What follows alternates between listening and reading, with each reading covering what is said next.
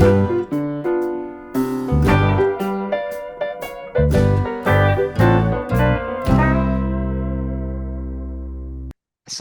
warahmatullahi wabarakatuh. Waalaikumsalam. Alhamdulillahilladzi arsala rasulahu bil huda wa dinil haq liyudhhirahu ala dini kullihi wa kafa billahi syahida.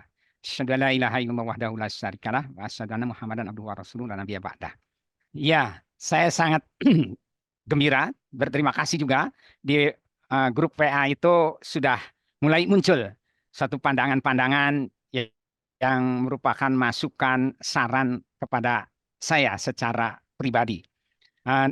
Dan sebenarnya topik hari ini itu boleh dikatakan merupakan topik sentral dan sesi ini sebenarnya bagian pertama. Namun nampaknya dari yang saya sudah titipkan sebelumnya ini ke Pak Husni dan ke Pak Rusdi, rasanya tampilan-tampilan saya itu nggak cukup dua sesi itu jadinya.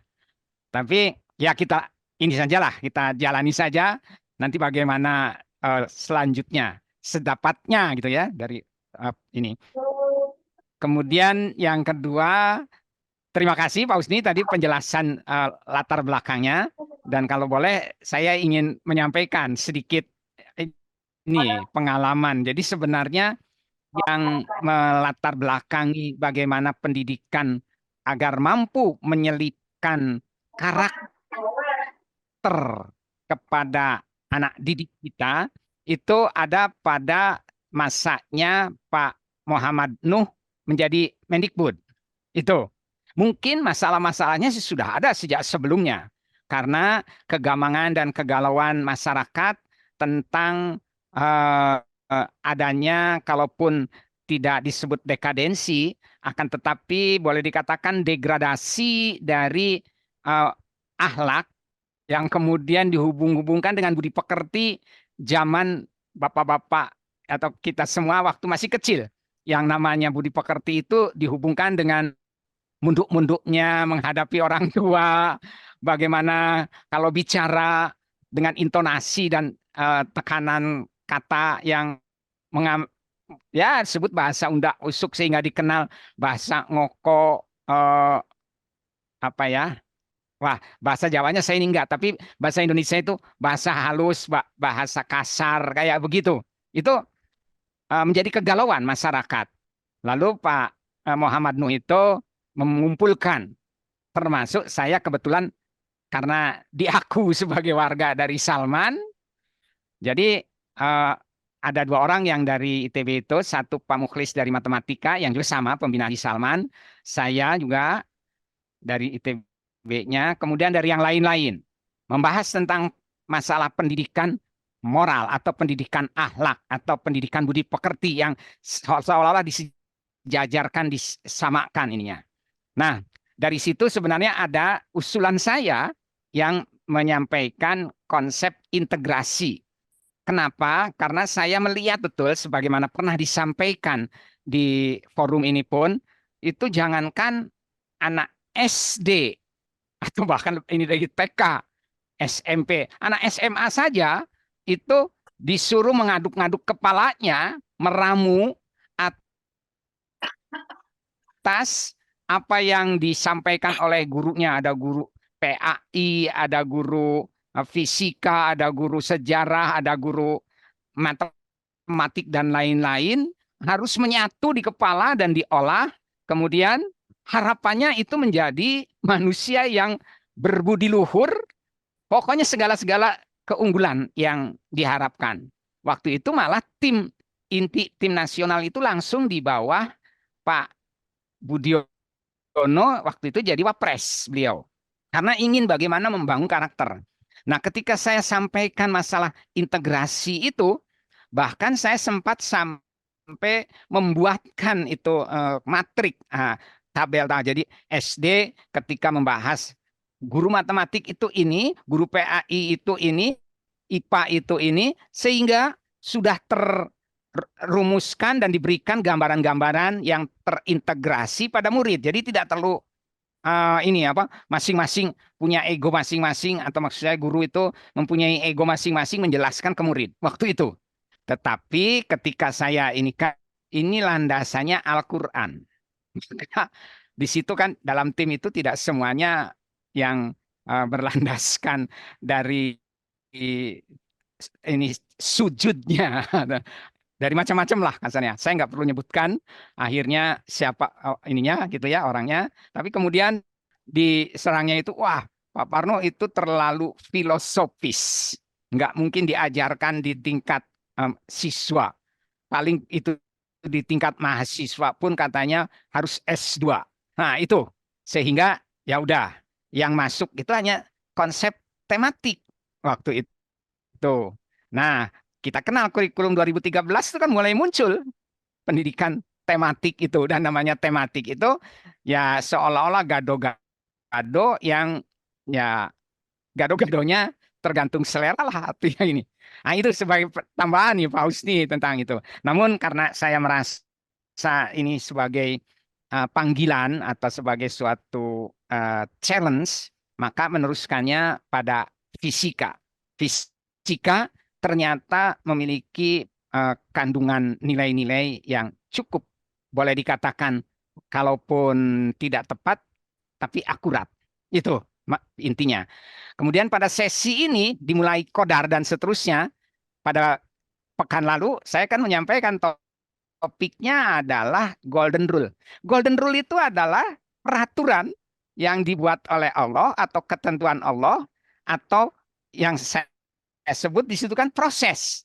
Dalam Al-Quran nyebutnya kun fayakun. Jadi kun fayakun itu adalah suatu proses yang kemudian saya sampaikan. Untuk itu izinkan saya melakukan flashback. Mudah-mudahan untuk sedikit flashback ini memberikan ini apa ya gambaran apa yang kemarin-kemarin sudah disampaikan.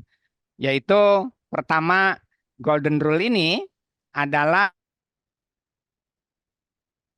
sebenarnya suatu proses yang harus dan perlu diketahui untuk diikuti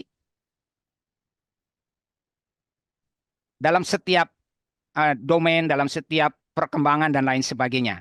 Nah ini Golden Rule yang disebut dengan ya sebutlah ketentuan agung dimulainya dari sifat atau qadar. Dan ini saya ingat betul pesan Pak Husni, ya saya sebagaimana juga tadi disampaikan, bagaimana kita dapat memberikan sebutlah sumbangsi tentang pendidikan karakter. Lalu saya terpikir dalam pikiran saya paling tidak minimal gitu, namanya pendidikan itu adalah suatu proses. Proses yang tentu dilakukan secara sadar. Tentu dilakukan, namanya sadar itu ada keinginan yang sudah disampaikanlah prosesnya, keinginan yang membangun suatu peraturan dan sebagainya. Saya kira sudah disampaikan itu pada sesi sebelumnya. Dan di dalam keinginan itu sampai dengan terwujud dari ikhtiar, bagaimanapun harus diyakini ada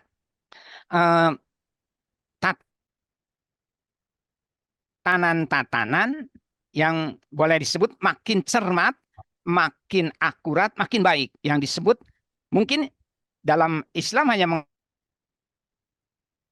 mengatakan inamal a'malu biniyat. Tetapi secara umum orang barat mampu menggali apa itu maknanya niat. Ya, berupa planning. Sampai di dalam dunia saintis, engineering juga mengenal itu namanya planning itu menjadi suatu urutan yang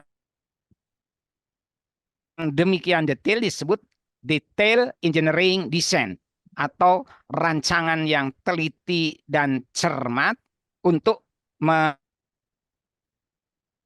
melaksanakan suatu program. Begitu. Nah, jadi pengertian pendidikan adalah usaha yang secara sadar dilakukan, tentu harus ada mulai dari planning sampai pelaksanaan. Kemudian namanya karakter itu adalah sesuatu yang dilakukan dari seluruh potensi yang dimiliki oleh kita, baik jasmani maupun ruhiyah dimensi kita, seluruhnya itu harus berdasarkan potensi yang dimiliki itu dilakukannya yang paling penting secara sadar. Jadi upaya karakter itu adalah perilaku yang dilakukan secara sadar. Namun di balik itu, karena adanya dimensi waktu yang kemudian menghimpit dan memberikan tekanan kepada kehidupan kita, ada juga yang dilakukan tidak secara sadar dalam bentuk intuisi, insting, kayak begitu itu membangun juga perilaku. Jadi karakter itu adalah perilaku yang muncul dari seluruh apapun aktivitas dimensi-dimensi manusia itu. Nah, lalu karena itu adalah upaya yang boleh dikatakan dilakukan, maka kesadaran itu sebagaimana sudah juga dibahas, yang paling tinggi itu memberikan makna nilai wisdom, ya, kebijaksanaan yang dimulai dari kesadaran, kemudian curiosity sampai ke bijaksanaan itu sebagaimana yang sudah dibahas yang lalu, ini perlu kita terapkan kepada anak didik yang tentu saja sebenarnya yang paling utama ya sebelum ke anak didik kepada diri kita dulu sendiri. Itu makna pendidikan karakter. Dan namanya karakter itu dibangun ketika ini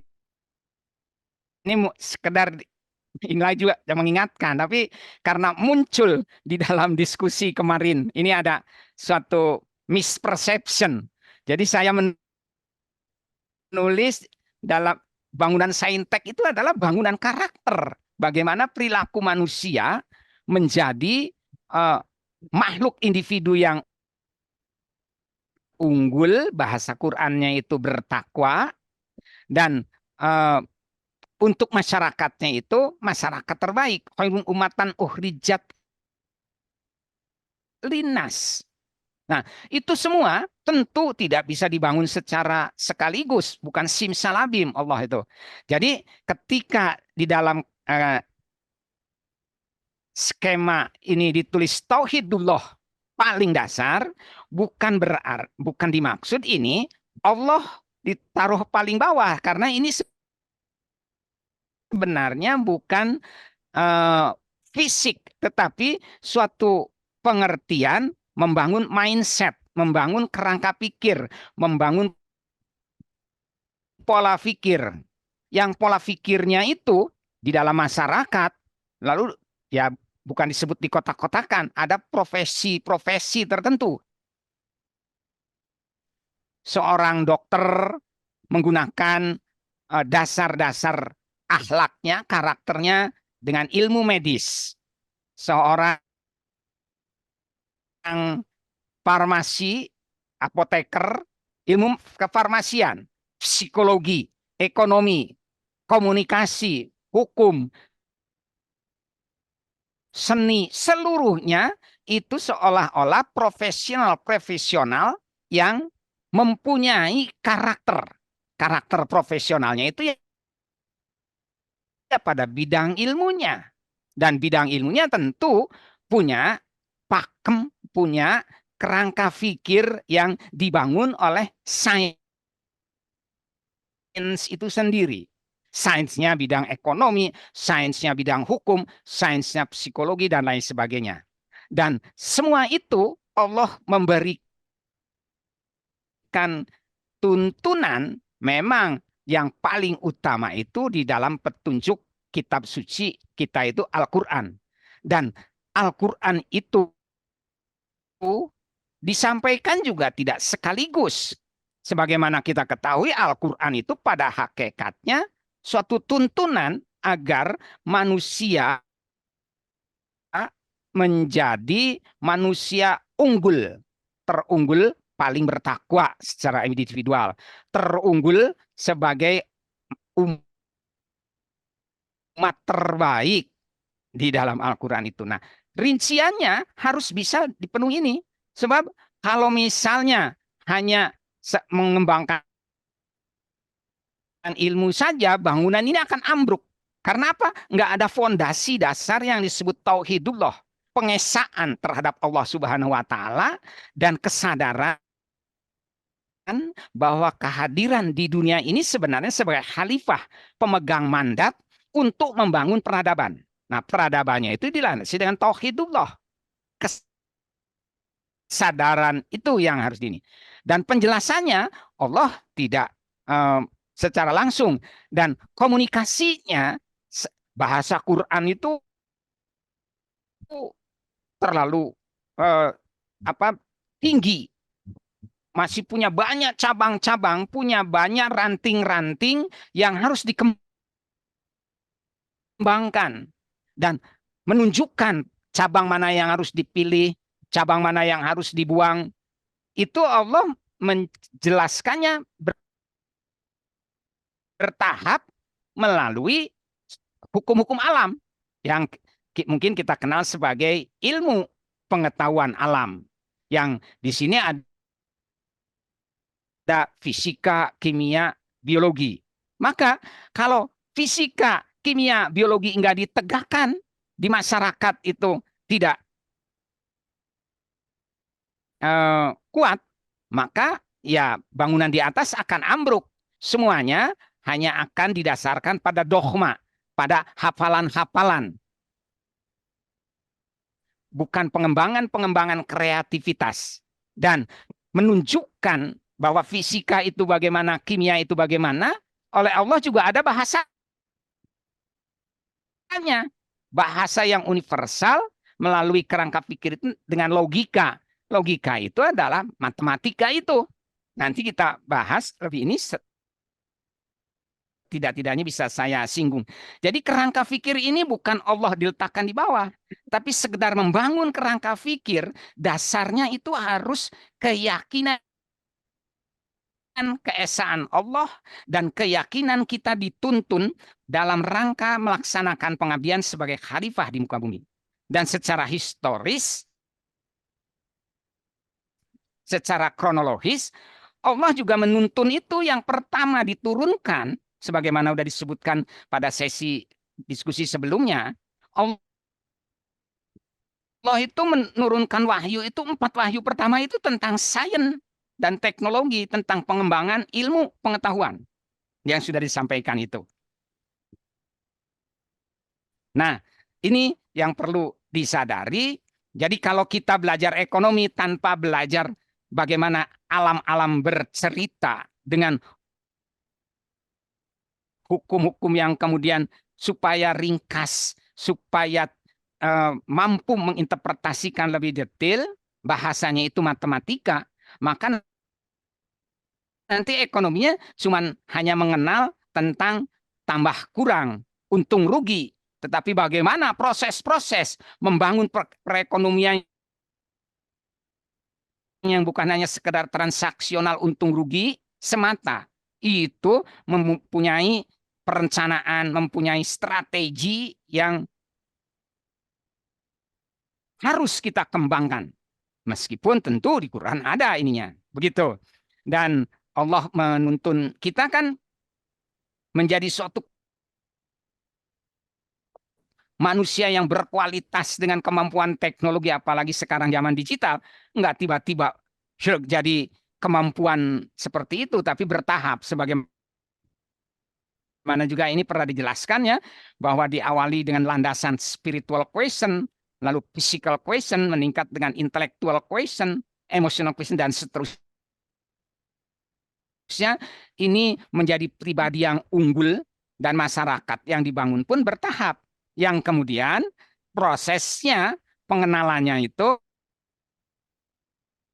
kan sudah saya sebutkan juga pada sesi-sesi sebelumnya, dimulai dengan konsep diduga-duga, dikira-kira dengan konsepnya Pirso,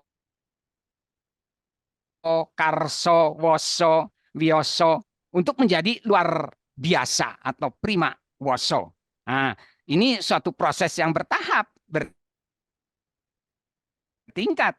Nggak mungkin orang yang luar biasa ujuk-ujuk jadi aja. Itu harus dimulai dari kemampuan membiasakan dulu, terbiasa. Kecuali manusia-manusia pilihan seperti Rasulullah SAW dan hamba-hamba terpilih lainnya lah yang bisa tiba-tiba jadi luar biasa tanpa melalui proses ini. Itu ya.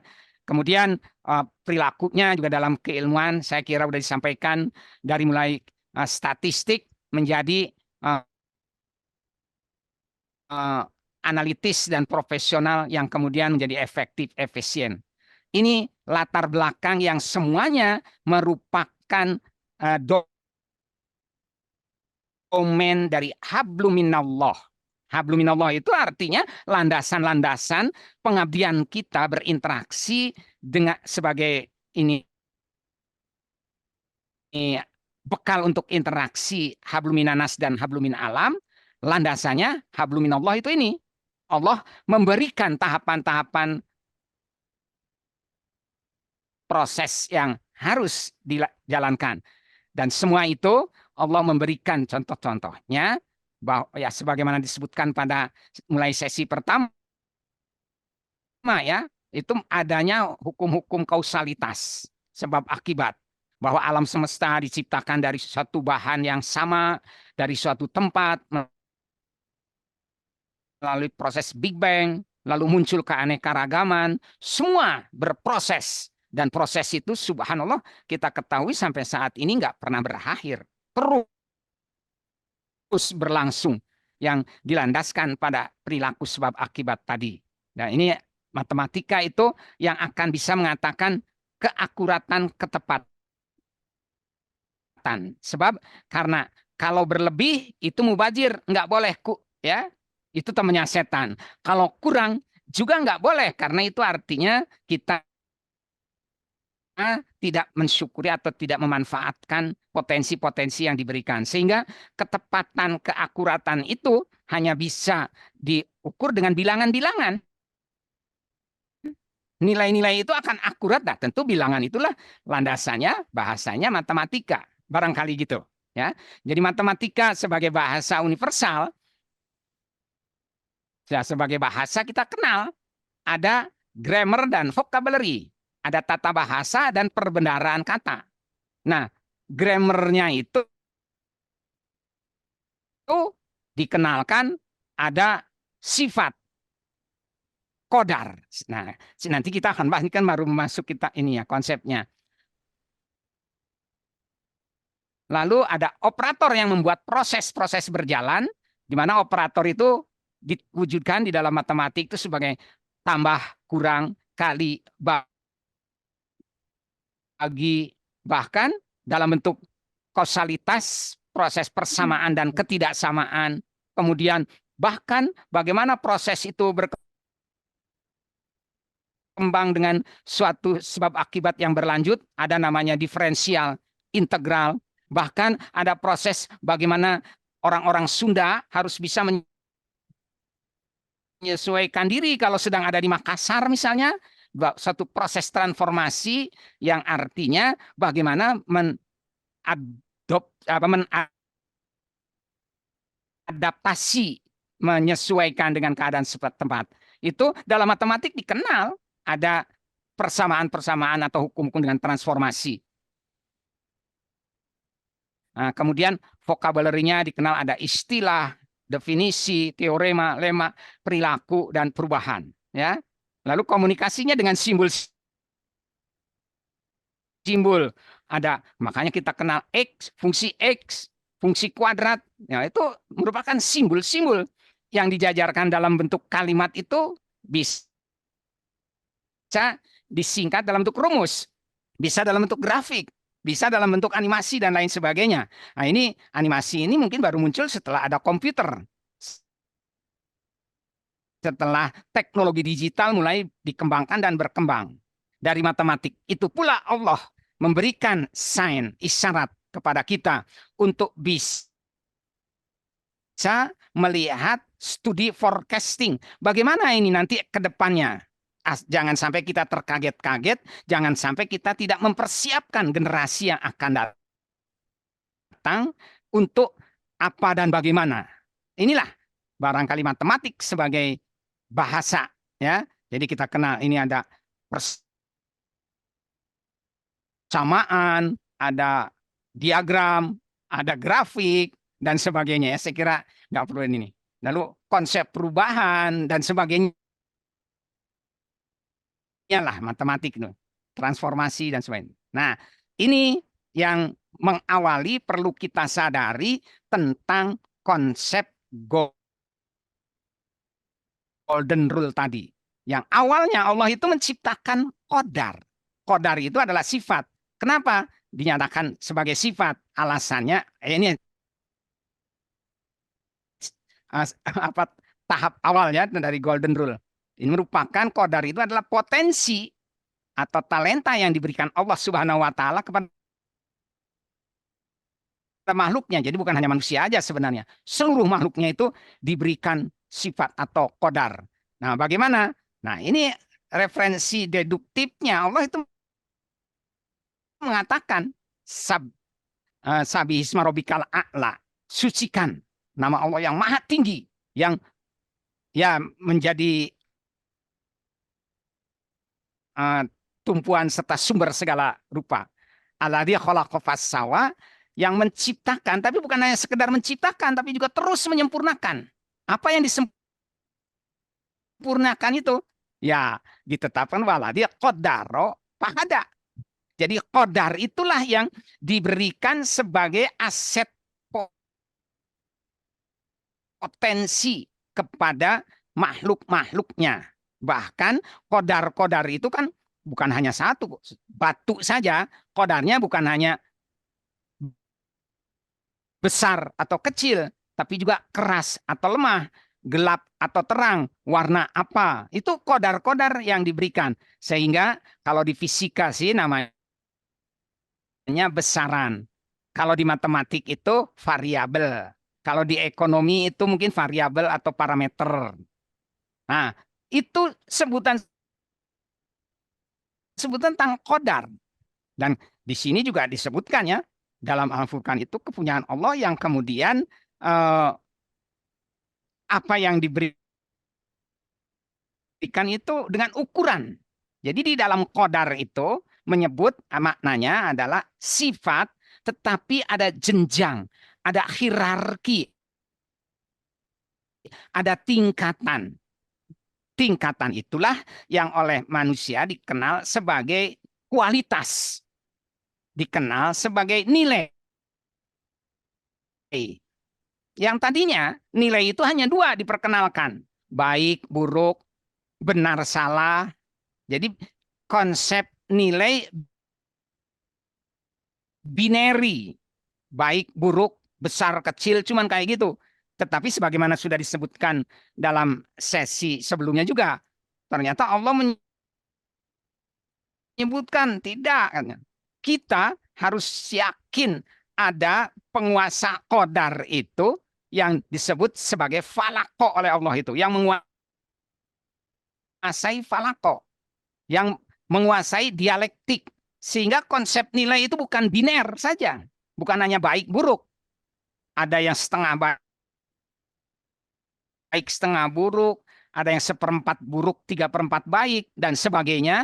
Itu merupakan dialektik. Dialektik pada apa? Min syarri ma khalaq, pada semua ciptaan Allah ada nilai baik dan buruk, baik dalam dimensi ruang maupun dimensi waktu.